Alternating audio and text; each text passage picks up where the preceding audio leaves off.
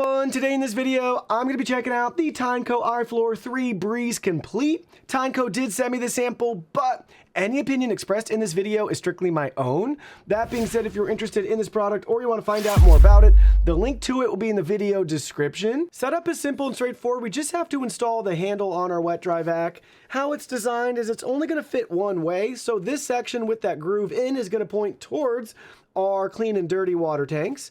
And this section with the gray piece sticking out is going to point towards the back. So, looking at the very top of the unit, we're going to install it right there. So it's really only going to fit one way. Don't force it, but just go ahead, gently line everything up just like you see right here. And then we're going to set it down. So then we can come up here and just gently work it into place. And then now that we have it in place, we're going to press down and then it'll snap right in. Just like so. So everything just snapped and slid in place. We now have our wet dry vac set up. This is what it'll look like, again, with that handle pointing out and down. Now let's go ahead, let's plug it in, charge it up, and try it out.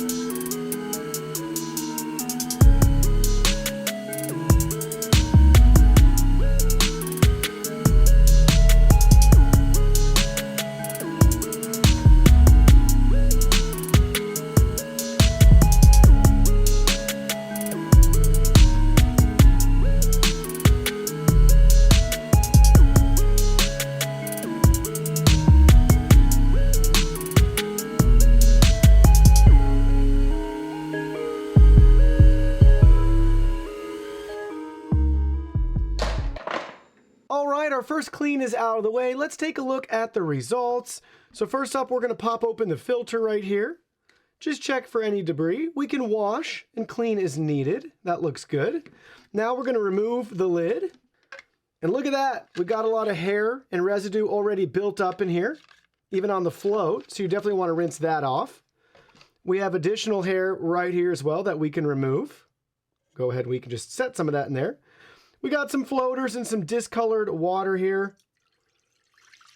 Take a look at that. And at the very bottom, we have some heavier sediment, debris settling at the bottom there. So make sure that you rinse this out. And a lot of hair in the channel too. If you can see in the very center, where my finger is right there, we can pull some of that hair out. That is disgusting there. So we got our dirty water. Next, let's look at our main brush roller. This doesn't have self-cleaning, so I haven't cleaned it at all. Got some debris there, right there. Doesn't look too bad, maybe a little bit of discoloration too. So make sure that you're rinsing that out, you're washing this, your filter, and while you're at it, you might as well wash the plastic cover too. On this side, we have noticed some hair buildup and some dirt and dust collecting right there at our rubber seal. You will also notice on the main unit here where the brush roller goes, we have quite a bit of dirt and deposits and hair already building up too. So just make sure every once in a while that you're cleaning and brushing all of this off to keep everything in tip-top shape.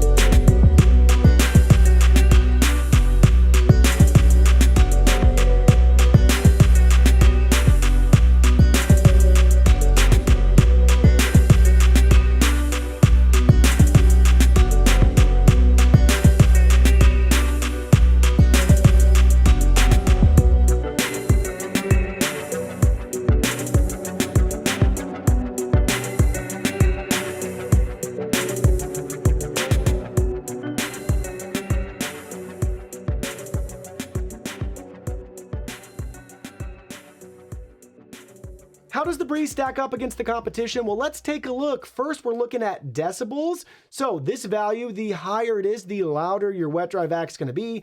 In this case, the Breeze is 3 decibels louder than your average typical RoboVac, but the good news here is it's basically a moot point. You're not going to notice any difference in how loud it is. Next, a new metric we're starting to cover is what we call in-use airflow. So we measure this in-house. We want to see a larger number in value here. That means we're getting better performance right at the brush roller. So that should in turn indicate better actual real world cleaning results. So in this case, 465 FPM compared to the average of 406. So that's really good. 59 FPM more than your typical wet dry vac. Same can be said for the new metric we're covering called in-use suction KPAs measured at the brush roller. We want to see higher values here. So 1.18 kPa compared to the average of 1.45, so slightly below. Next, let's talk about rated power. This is measured in watts. Our Breeze has 150 watt rated power compared to the average of 300, so 50% less. This is where you start to see the compromises to make a more affordable entry-level wet dry vac.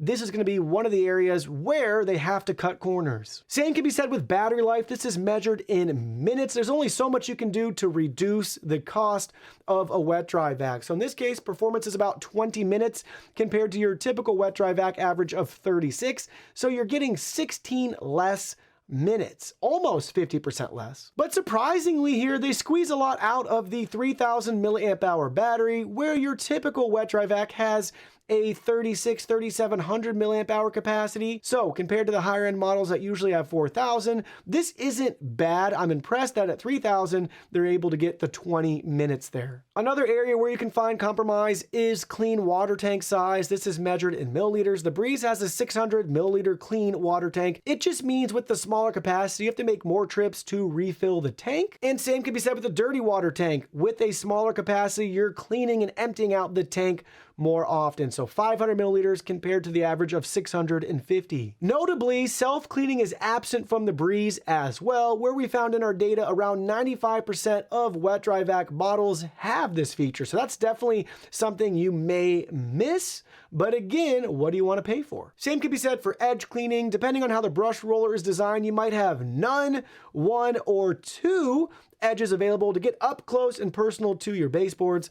In this case, the Breeze design does not have any sort of edge cleaning support with either of its sides. No surprise here in regards to LED lights. We do not have any built-in LEDs with our Breeze. Now, the good news here is only about 20% of the units have this feature anyway, so it definitely wouldn't be something that you'd find at an entry-level wet dry vac. And last but not least, let's talk about cost. You'll see pretty substantial difference in cost between the Breeze and your typical wet dry vac, but I would argue in regards to performance, you're not that far off, especially because your typical wet dry vac is going to cost over 2 times as much as the Breeze. So where does that leave us in regards to the Tineco iFLOOR 3 Breeze Complete? Well, let me share with you my final thoughts. This is actually one of my favorite Tinecos out there in regards to value. You can't beat the price to performance. At its core, this is a very capable wet dry vac. Yes, it's missing creature comforts and better feature sets, but at the end of the day, you're looking to get a wet dry vac, and this excels